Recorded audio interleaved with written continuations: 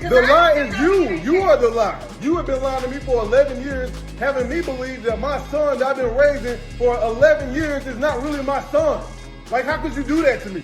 She actually knew, and then she was like picking fun and laughing at the fact that he didn't know, even though she didn't, even though she knows that's not his child and he's been taking care of the kid. That's just awful. She's an awful human being. Hey, welcome back to Black Press. Thank you for watching. Please like, comment, share, and subscribe. Now let's get to it. What's going on, everybody? I'm your boy, Mr. Defyned. And I'm your girl, Trish. And we are Black Press. So we're going to hit you with a hot topic. This might touch some people. Because you went deep there. You know what? It would touch me. That's why. It might touch some people because it touches me. Yeah. This is insane. It's insane in the black community. It's probably in the white community too, but because when we talk about it, we talk about black people, and it frustrates me. But you know what? I'm just gonna hit the video. What's up is why you've been lying to me for 11 years, telling me that DJ is my real son. Why you been lying to me? What have been lying about? I got a DNA test done. A DNA saying what? Saying that he's not my son. Let me see this DNA test. You don't need to see it. I saw it. How DNA test gonna say? How you gonna be lying to me for 11 years? Why would you do that to me? Well, where's the lie? The lie is you. You are the lie. You have been lying to me for 11 years, having me believe that my son that I've been raising for 11 years is not really my son. Like, how could you do that to me? Like, what can you say for yourself right now? What made you get a DNA test? Because I went through your phone. And why? Talking about me, laughing and bragging, telling your friends that I have no idea that he's really not my son. So I went and got a DNA test done. Like, you think I'm stupid or something? Like, how could you do this to me? You care more about me going through your phone than you lying to me about my son not being mine? Are you kidding me right now? Are you kidding me right now? You care more about being humiliated and me finding out that our son is not really my son and that he has a different father. I sure have, because I thought he was my son. Because you've been lying to me this whole time. What are you talking about? Does it matter? It does matter. Are you crazy? What do you mean that absolutely matters? Like, you don't see anything wrong with what you did? You don't see anything wrong with what you did? You've been lying to me. You've been sitting here lying to me for 11. Of course I love him, but I can't. But you guys can't stay. You can't stay here anymore. Where we gonna go? I don't know. It's not my problem. It's not my problem. It's not my problem. It's not my problem. It's not my problem. You can't stay here. You can't stay here. You can't stay here. I don't know. It's not my problem. I did my job. I did my job. I did my job as a dad. Yep. Oh, that was so sad. It was sad. And the crazy thing is that it's more so sad for the child, because imagine if he was in the house when them two was going back and forth. He probably was. That just breaks my heart that happened. And I'm pretty sure it happens a lot more than you think. But how do you feel about the man? I feel hurt for him. So I know that probably hurt his pride and everything, but I feel hurt for him because it would be different if she didn't know. If she didn't know, then it's like a oops, my bad. But to know that she actually knew, and then she was like picking fun and laughing at the fact that he didn't know, even though she didn't, even though she knows that's not his child and he's been taking care of the kid. That's just awful. She's an awful human being. Absolutely awful. Yeah. I think it's very often too that this happens. Because I would say that 100% of the time, if a woman has stepped out and that man does not know that she stepped out, she will never tell him. I think it depends on the relationship. So what? Because if it comes up to where they're in like an argument and she's trying to like bust him down, Oh, that's what she'll tell him? yes, that's when she'll tell him. So I say 100% of the time she won't tell him, and you say that she will tell him if she knows that it can hurt him. Exactly. That's why when So you're saying women are horrible. That's what some of them, yes. That's why in this video she was openly saying, "What do you mean that's not your son? I want to see the DNA test because I know that's your son." Basically, that's what she was saying. But after it came out that was trying to deflect. But after it came out when he said he saw her text messages, she couldn't do anything but tell the truth. And the fact that she still didn't tell the truth. She did. It was she kind of. She didn't admit to it. Doesn't know. She didn't admit to it, but she did say that. Well, what you gonna do about it now that you know? Basically, so that's admitting to it. That's not. That's admitting to it. That's a go between saying that she admitted to it, but it's not an admission. It's not an open full admission of guilt, but she is acknowledging that. What you gonna do about it? Right. Basically. And it's just all around is horrible for all parties. So she's saying, now that you realize that I've done this to you, I don't believe that you're gonna do anything about it because you love him enough to try to make it work. You think he should leave in that situation? I mean, yeah. I don't. That's hard to say because if you raise a child, regardless of if it's your blood or not, that is your child. That's still an extension of you. Like you've molded and you've helped to mold and shape them into who they are. So with you like saying, all right, I don't have parts of that. That's not my responsibility. I'm washing my hands of it. I'm walking away. That speaks of your character too. No, because how can you? It has nothing to do with his character. Because how dare you say it has to be with his character when she's the way she is? Of course. No, there is no. Of course, it's her fault. Don't attack him when everything. Okay, 100%. Okay. He didn't say he was going to leave, though. No. He didn't say that. Take this. Mm-hmm. The 11 years of that boy was under his care, thinking that that's his son, right? Mm-hmm. Now, him finding that out, add 11 years to the pain of him finding that out. So, because you have to add both. If there's 11 years of him building a bond, now he has an exact replication that is actually the pain of 11 years of building a bond with somebody that he didn't know wasn't his. You can't blame him. Anything that you say to blame him is you trying to put the blame on him. Not exactly. Yes, I'm not exactly. I'm not saying that he would be like a bad person. You just said he would be a bad person. In a way, in a sense. You said so. Yeah. So in a sense, you think he's the bad person. In a sense, I can see both sides of it. Yeah, I can see both sides of it too. But I believe that one side is wrong and the other side is right. Of course. Well, of course.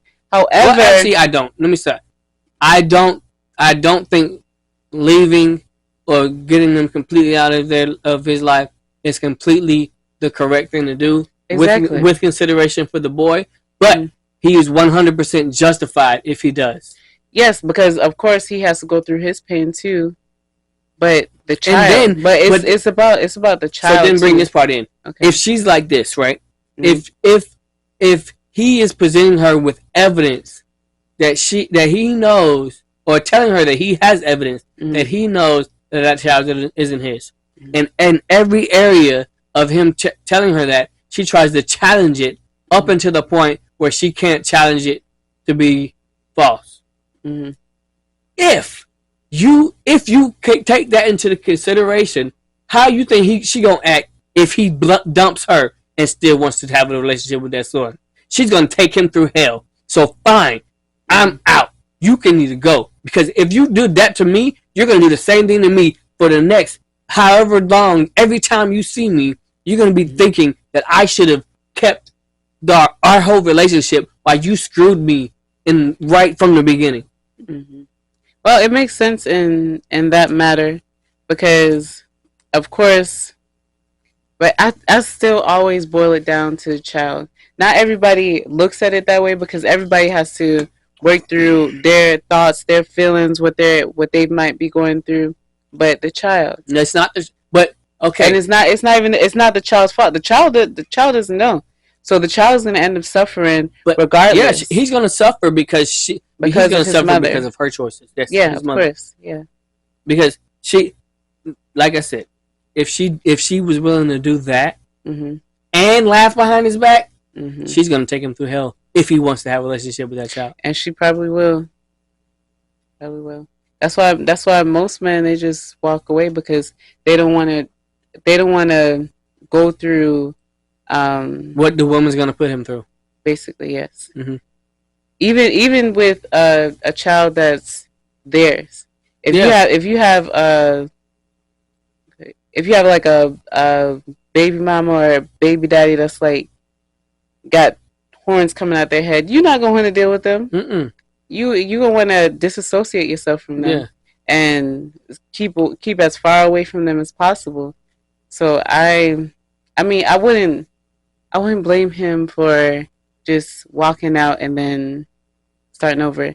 But I always think about the trauma that child is gonna go through. Yeah, that child's gonna go through some trauma. Yeah, because he has to. But it's not gonna be his doing. Yeah. Even if he chooses to leave, it's still not his doing. But what if the child wants to leave with him? Here's the thing. That's not gonna matter. You know why it doesn't matter? Why? Because she has already shown how she is, and she's never gonna let that happen. Mm. She like in that 1 minute and 50-second conversation or video, we already see how she is. Yeah. She will first she denies, and then when he says, "I have proof," she says that, "How did you get the proof?" Mm-hmm. And then she wants to challenge the fact that he got proof, and then she wants to be like, "Oh, well, why did you go through my phone?" Mm-hmm. And then she wants to say like, "Okay, well, now that you know, you've already built a relationship with him, so you have to remain in his life." Mm-hmm. She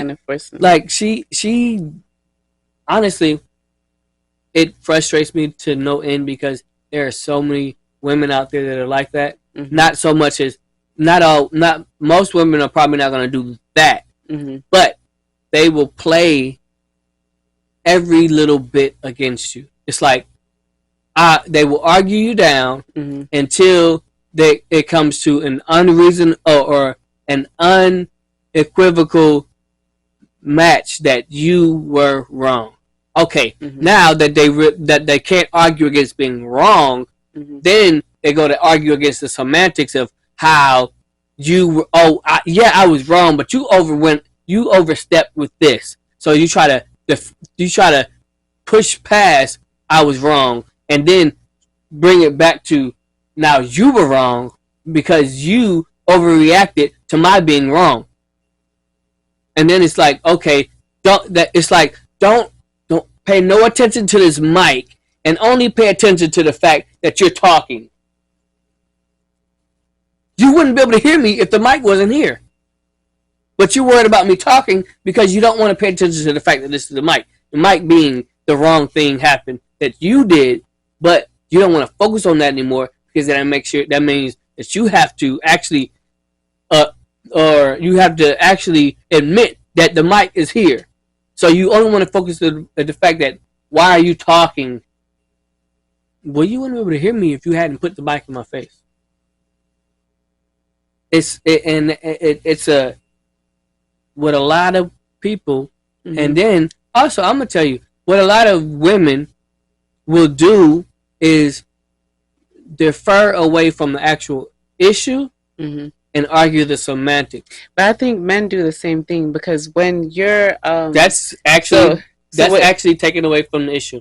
It's not. If I'm talking about women and you want to switch it to men, that means you want to take away from us talking about women. Nope. You don't want us to talk about women. Let's talk about women. Okay. Women do that, but men do that also. So when you're speaking to them and when you're bringing up a topic, they want to, let's go back to A before we start talking about C. Did A get fixed? No, A didn't get fixed. Well, then why are we talking about C? We're still talking about A. If we're going for the alphabet, why would we jump to C if we ain't fixed A? Because C resulted because of A. Right, so let's fix A. I didn't do this. You the one that brought the alphabet into it. You want to jump to C. It's true. We have not identified, communicated, and fixed A. Mm-hmm. Let alone B. But you want to talk about C. Why? We know A is the original problem. C is how we got. C is how we got No, there. A is how we got there. But A is how we got to B, and B is how we got to C. But we ain't fixed A. I mean, that's like saying, okay, it's a train 2 miles down the road that ran off the tracks, and the next train that come is gonna run off the tracks. Or that first train ran off the track because it hit a bump a mile ahead, and it made everything off whack. But we're not gonna talk about the bump that makes every train after that continue to run off the tracks. We want to talk about the train off the tracks. You ain't never gonna fix that. If you never fix the shift in the rails, you never fix the shift in the rails, every train that runs through those rails are going off the track. But you keep wanting to talk about the track. I mean the train on the ground, but you ain't worried about the next train coming. The next train gonna run off the track too, because you still got tracks that are separated. Keep running through that. See how many train accidents you're gonna do. It makes sense. Look, man. Anyway, what else do we want to talk about that? That's my biggest thing that I have an issue with. Yeah. Is because instead of you being like, and if you get caught, you're caught red-handed. Look, I'm telling you, I'll tell you the truth. A lot of women would rather be right than to be contrite. But nobody wants. A lot of women nobody wants to be wrong. Right, and that's where the issue is. It's not just about women. People just don't want to be wrong. Everything is a trade system, even down to the smallest molecular area. Chemical formulas have to match on both sides of the reaction. It has to say they have the same amount of molecules. Biology, you do not get a plant that can grow without rain. But we want to have the results without the actual actions that's supposed to come before it. And then say, oh, well, why am I not getting green plants? Because you're not doing the part that's supposed to come in before that. And then we ended up saying things like, oh, I'm not. We don't. Again, it goes back. We don't want to fix the issue. We just want the results to change.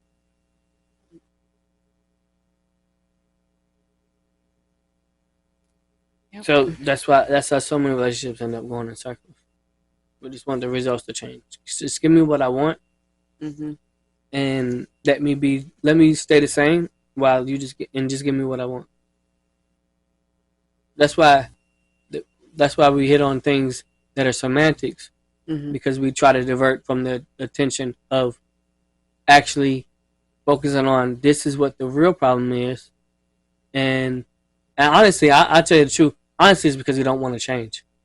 We want to stay the same. People are comfortable in what they're in. Yeah, but comfort is the enemy of all success. It is. The biggest breakthroughs come through change.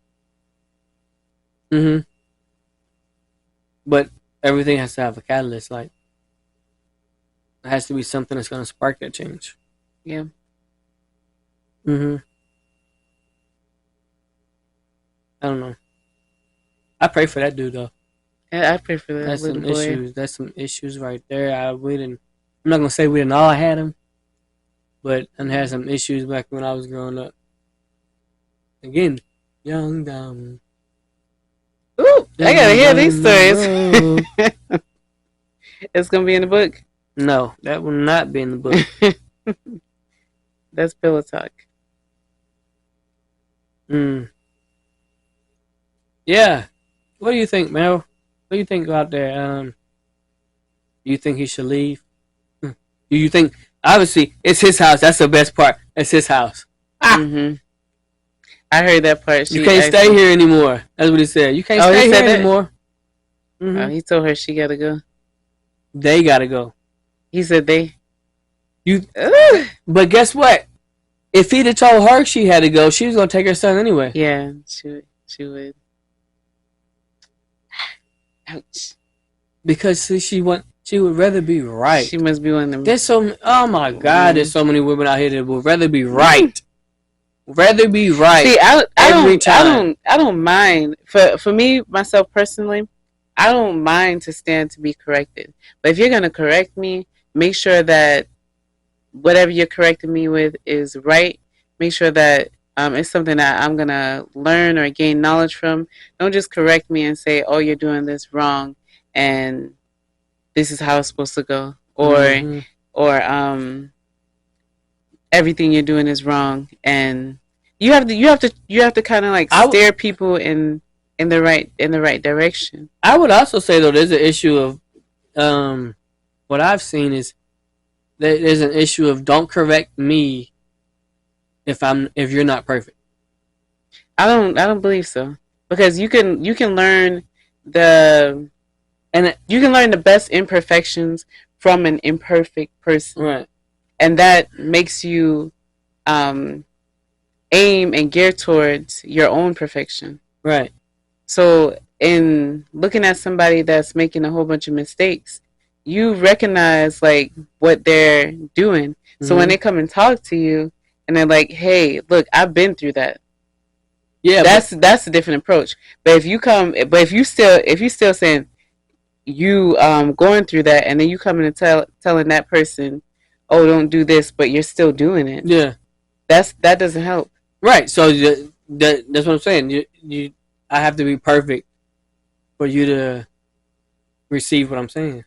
It's not about being perfect. It's about showing that if you're gonna be about what you're talking about, then you have to show some type of proof. But in the real discussion where people are having contrasts of opinions, it comes out where if I point something that, if I say, "Hey, this is really an issue with me," a lot of people are more willing to go and say, "Okay, but what about you doing this?" Nobody wants to say, "You know what? You're right. I did do that. I messed up. I apologize. I'm gonna change it." No, it's because I don't want to be the only one wrong. So I have to point out where you make mistakes so that I'm not the only one wrong. Because if I just accept where I messed up, then now I'm the one that looks bad, and you have nothing that makes you look bad because I haven't expressed it yet. So I have to express what you say so we can both look bad. That way I can say you're flawed here and I'm flawed here, so just accept each other for who we are. Therefore, there's no change, there's no communication that actually is productive, because everybody just wants to say, I'm rubber, you're glue, everything that bounces off of me sticks to you.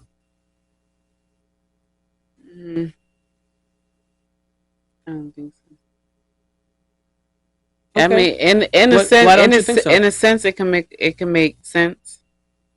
That make no sense. In a sense, it sounds good. Only because, if you're presenting something to somebody, it's all in how you present it. It's not in how. Yeah, it is. It's not in how. It's all in how you present it. If you present it in a certain way to where it can possibly lead to hostility, then you're not being positive about it. I don't agree. And I know it's the same thing. Soft approach or hard approach. Hard approach. It all receives the same results. Like people do not want to be corrected. Like I'm very soft. I'm very sensitive. People don't. I don't want somebody to come in certain situations. I don't want somebody to come at me like super hard and then be super critical and be like, oh, you're messing up here. You're not doing this, or this is not enough. That's not going to be very receptive to me, because I'm going to be like, but here's the problem. Who are you? What? You want me to throw a new cog into this wheel? Go ahead. We do it at work all the time, don't we? What's that?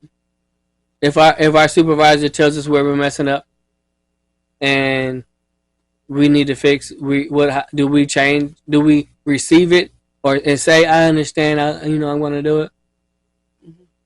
But here's the thing: I asked for explanation. Yeah. Can you please explain to me why it's such way, so that in the future I can perform or do it better? Say that supervisor said it in a way that you didn't think was very respectful.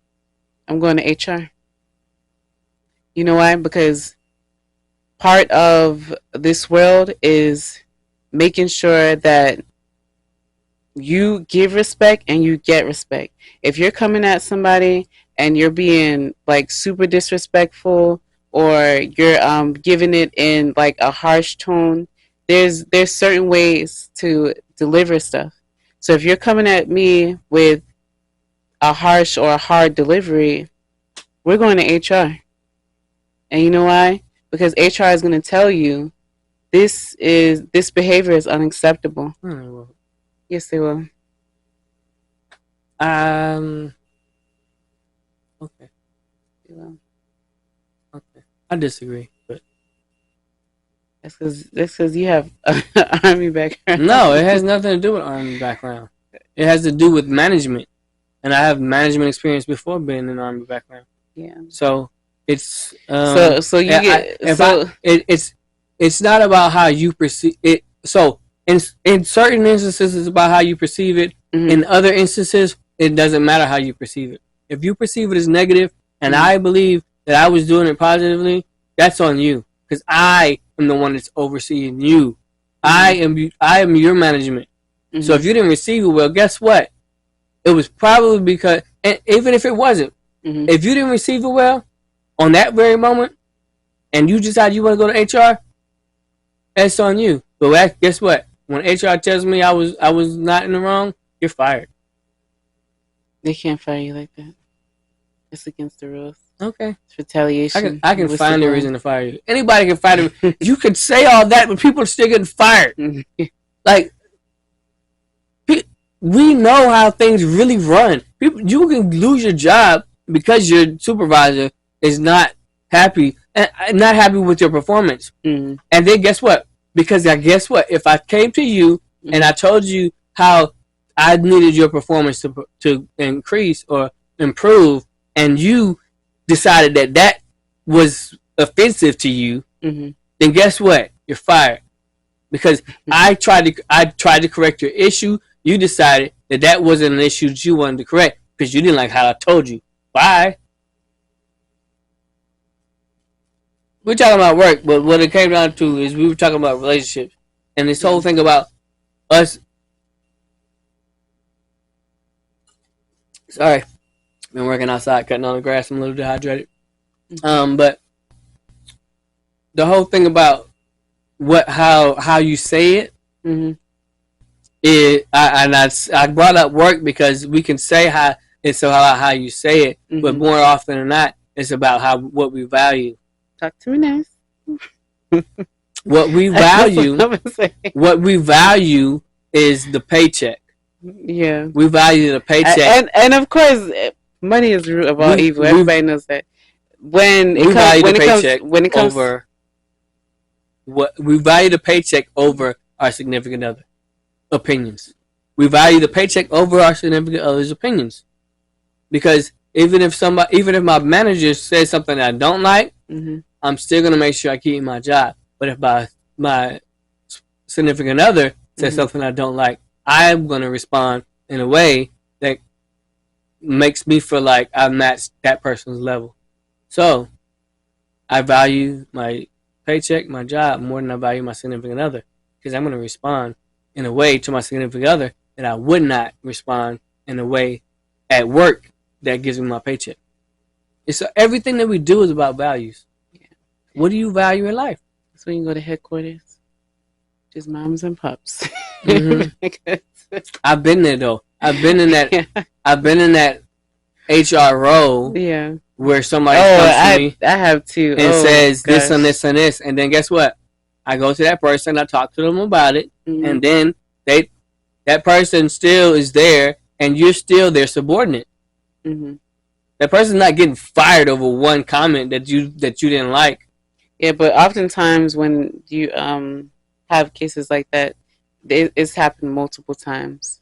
What do you mean? If you're HR, there cannot be multiple times if you don't. That is to say that there's a bunch of people that brought a complaint against them ahead of time. But guess what? There always has to be one complaint first. Yeah, of course. There always has to be one complaint first. So if there always has to be one complaint first, you cannot automatically suggest that there were multiple complaints ahead if you might possibly be that one first. You could be the domino. Yeah, because domino stack. But still, I'm saying you can't say there were more than likely others if you were the first one. You know what I'm saying? Somebody has to be the first one to make that complaint. And maybe that changed that supervisor. But it does not change your performance. You still have to improve your performance, whether or not you like the way that supervisor said it anyway. But that's what I'm saying. Like, there's ways to bring it to people. You bring it to them, and then they start to change. You can still start to change your performance. It doesn't, just because somebody brings it to you in a harsh tone, it doesn't be like, oh, I'm not going to listen to that because such and such said it in an aggressive manner. So does that, you'll still make those changes. Can that apply to relationships? Yeah. Why doesn't it? So if your significant other came to you and they spoke to you harshly, you've talked to them, be like, please don't talk to me like that because it makes me feel a certain type of way. But you start to see changes. Is that not good enough? Does that not meet metrics or meet a mark? But I asked that question because you said it depends on how they say it. But that's what I'm saying. So what you're saying is and I still go back to it depends on values.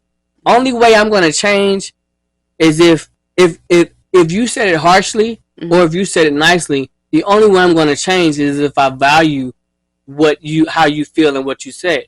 Whether you said it harshly or not, it still goes back to values. But if I don't value who you are, if I don't value you, or if I don't value our relationship, when you say it to me and I don't receive it the right way, I'm snapping. Because guess what? I don't care how much I value you because I don't value it at all. So therefore, I care about how you said it, and that's when I'm going to pop off. Because I don't value the relationship. I value more of how I feel.